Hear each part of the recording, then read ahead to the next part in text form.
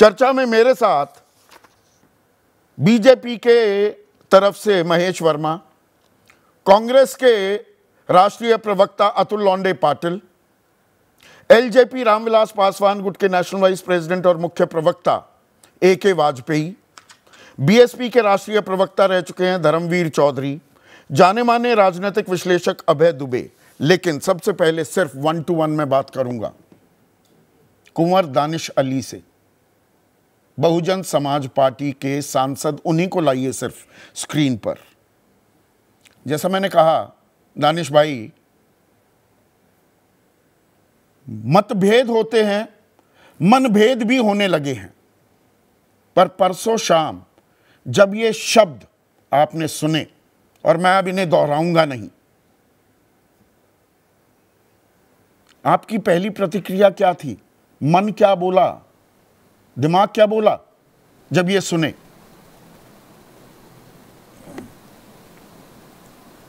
संदीप जी, जब ये सुने बोल तो दिमाग की नस फटने को तैयार थी। मैं रात भर सो नहीं पाया कि ये मुल्क कहाँ जा रहा है। अभी तक तो सड़क पर जो है हेट स्पीचेज होती थी, अब संसद के अंदर हेट स्पीच होती है।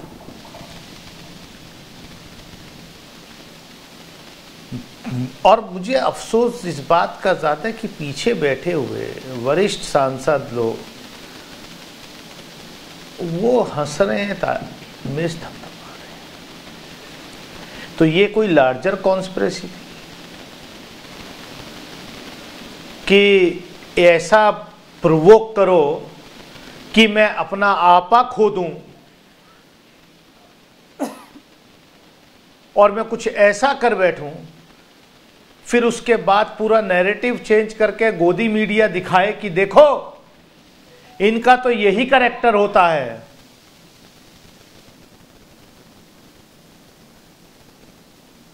संदीप, मैं क्या करूं? और ये मेरा सवाल नहीं है, ये सिर्फ मेरी कम्युनिटी का सवाल नहीं है, ये पूरे मुल्क का सवाल है, इस देश के 140 करोड़ लोगों का सवाल है। ये उन लोगों की आत्मा झंझोड़ने वाला घटना है। बाबा साहब डॉक्टर अम्बेडकर और उनके साथियों ने जिन्होंने संविधान बनाया, जो हमारे फ्रीडम फाइटर्स थे, जिन्होंने स्वतंत्रता दिलाई, हमें अंग्रेजों से गुलामी से मुक्त कराया, कि हम अपना संसदीय प्रणाली में हम अपने जो लोगों को चुन करके भेजेंगे वो हमारे रिप्रेजेंटेटिव। क्या आचरण! पूरी दुनिया में हम अपने आप को मदर ऑफ डेमोक्रेसी कहते हैं। उस मदर ऑफ डेमोक्रेसी के मंदिर में यह घटना, इस तरीके की हेट स्पीच, इतनी नफरत, कहां तक लेके जाओगे? नफरत से इस मुल्क को बर्बाद कर। बिल्कुल। आपको लगता है कुंवर दानिश अली की सख्त कार्रवाई की जाएगी? और सख्त कार्रवाई में किस लिए पूछ रहा हूं कि एक नज़ीर पेश की जाए। दरअसल एक सांसद को एक अख्तियार होता है, मैंने अनुच्छेद 105(2) का इसलिए जिक्र भी किया कि संसद में कोई भी बयान जो दिया जाता है उसको कोर्ट संज्ञान नहीं ले सकता। आपको लगता है कोई नज़ीर पेश की जाएगी, मामला रफा दफा कर दिया जाएगा? ये संदीप जी, बीजेपी के लोग हमेशा ये कहते हैं कि कोर्ट का फैसला होता, वो तो कोर्ट ने तय किया। यहां पर कौन तय करेगा? यहां पर हमारे जो लोकसभा के स्पीकर हैं, हमारे संरक्षक हैं, उनकी एक भूमिका है। लेकिन जो जिस तरीके के कि वो मेजॉरिटी से ही होता है, संसदीय प्रणाली की एक खूबसूरती है। सबको पता है कि पिछले सेशन में अधीर रंजन चौधरी जी, जो लीडर ऑफ अपोजिशन थे, उनके एक फ्रेज पर with in minutes parliamentary affairs minister motion लाए और उनको सस्पेंड कर दिया गया। आज भी 2 सांसद दूसरे सदन के सस्पेंड हैं, मणिपुर की घटना पर बहस कराने के लिए खाली वो मांग कर रहे थे। लेकिन अगर इस तरह की हेट स्पीच पर भी मौन व्रत नहीं टूटता है आदरणीय प्रधानमंत्री जी आपका, तो फिर मैं किसके पास जाऊं? आपको संसद पर प्रिविलेजेस एक मिनट, प्रिविलेजेस कमेटी पर क्या आपको भरोसा नहीं है कुंवर दानिश अली कि वहां पर आपको इंसाफ मिलेगा? मैं ये सवाल इसलिए, ये आम आदमी को समझना चाहिए, सड़क पर किसी रैली में ये बात कह दी गई होती तो कुंवर दानिश अली अदालत में जा सकते थे और जेल भी भिजवा सकते थे, पर संसद में क्योंकि इम्यूनिटी है, तो आपको लगता है ये हो पाएगा? संदीप जी, मुझे पूरा भरोसा है, पूरा यकीन है। शायद मैंने इसी वजह से आदरणीय स्पीकर साहब को मैंने अपना रिप्रेजेंटेशन दिया है, क्योंकि हम लोग इस देश की पार्लियामेंट्री डेमोक्रेसी में विश्वास रखते हैं, इसीलिए उस संसद में हैं। लेकिन आपने जो सवाल किया, पार्लियामेंट्री डेमोक्रेसी में नंबर्स जो हैं वो सबसे इंपॉर्टेंट होते हैं, और प्रिविलेज कमेटी में भी जो नंबर्स होंगे वो रूलिंग पार्टी के ही मेजॉरिटी में होंगे। और प्रिविलेज कमेटी जो है वो, मतलब मुझे पूरा भरोसा है मेरी प्रिविलेज कमेटी पे, मेरे ऑनरेबल स्पीकर पे। तो ये कहीं ना कहीं टॉप से भी कॉल लेने की जरूरत, मतलब वो तो एक प्रक्रिया है, उसमें क्या होगा वो प्रिविलेज कमेटी का अख्तियार है। वो प्रधानमंत्री कार्यालय से, लोकसभा सेक्रेटेरिएट से या रमेश बिधूड़ी से कोई फोन आया आपके पास? मेरे पास कहीं से कोई फोन नहीं आया।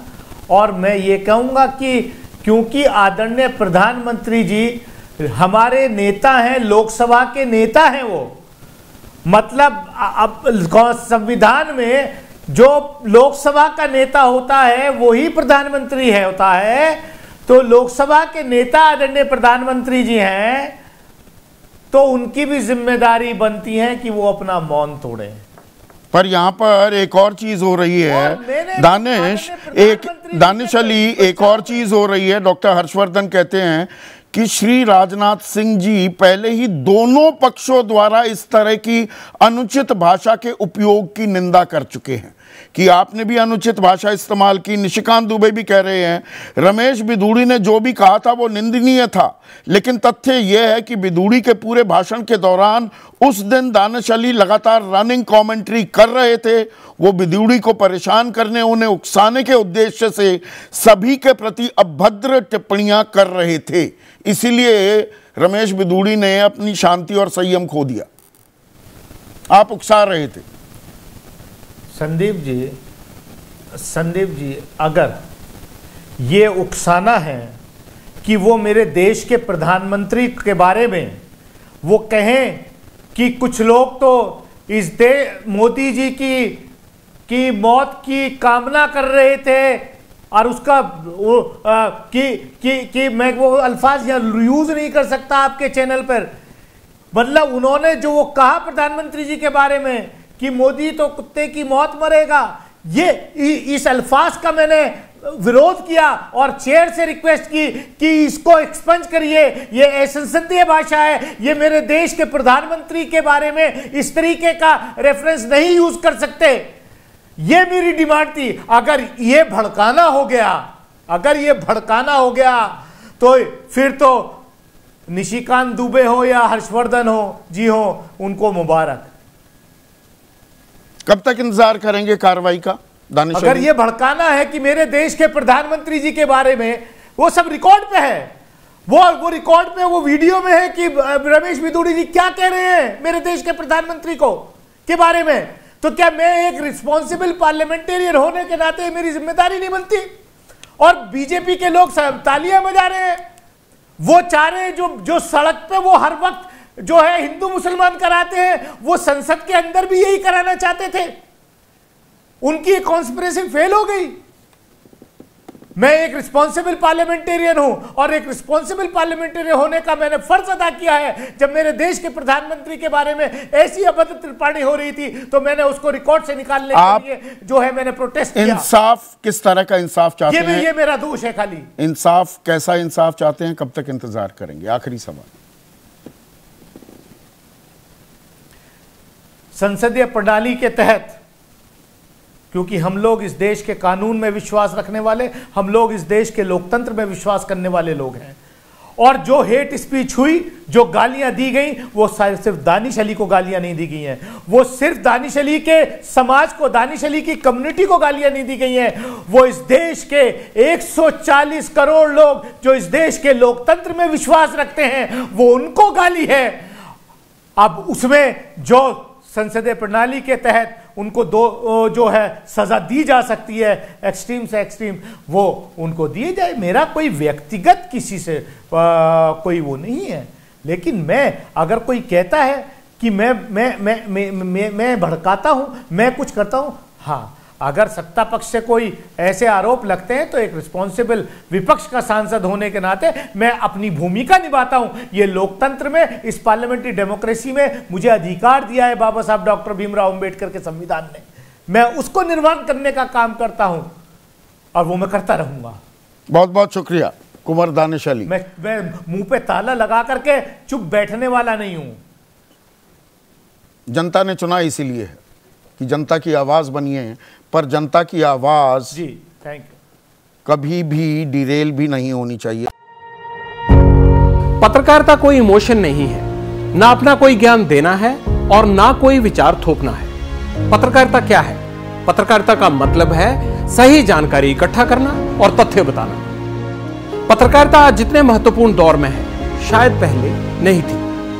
इस दौर से निकलने के लिए सिर्फ सच दिखाने की जरूरत है, वो सच जो आपके हित को आगे रखे। इसलिए अब रात 9 बजे प्राइम टाइम नहीं होगा, ये आपका टाइम है। जगविंदर पटियाल के साथ देखिए पब्लिक इंटरेस्ट, सोमवार से शुक्रवार रात 9 बजे सिर्फ एबीपी न्यूज पर। एबीपी न्यूज आपको रखे आगे।